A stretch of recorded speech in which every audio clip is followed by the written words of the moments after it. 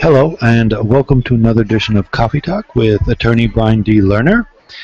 In this particular episode, I'd like to talk about an issue that comes up quite often when clients come into my office, and I thought I'd make a video on it so that it would become a bit more clear of the issues involved. Now, a lot of times when somebody comes in to have an estate plan made, and let's say they have more than one kid, they want to designate all the kids as co-trustees so that when they die and pass away, that all the kids will have a say in what goes on, and that they will decide equally, and that they don't want to feel they're leaving one kid out or two kids out, or that they're preferring another child over the others by picking that child as the sole trustee. So first, what you have to realize is that people just don't agree on everything. And well, a lot of times parents will have some illusion that once they pass away, their kids will all of a sudden come together and start being loving towards each other, and so far as they agree on everything.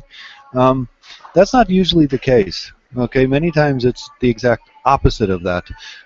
And so what happens when you select co-trustees, more than one, generally, your kids, what happens is one invariably does not agree with another, or, two of them don't agree with a third, or a third doesn't agree with the other two.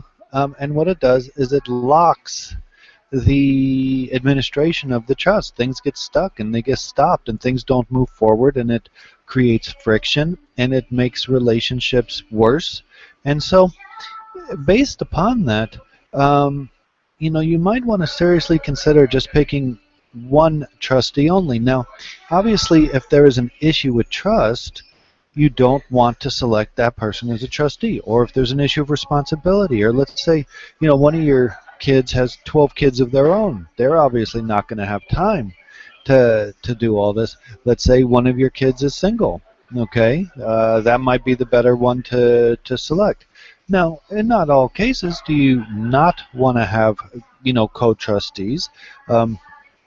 Sometimes they do offer certain checks and balances on the others, but the idea is when you pass away, you don't want to put a burden on all of your kids that is beyond what you anticipated just administering your trust. You want to make it easier for them. Okay, you and your spouse will discuss what you want and who gets what and so forth, and then you have somebody administer it. That's the bottom line. And if the person administering it basically doesn't do it fairly, then there's procedures to stop it and to go into court and so forth. But at least if there's just a single trustee, you're not going to be deadlocked because of silly disagreements that they have among each other.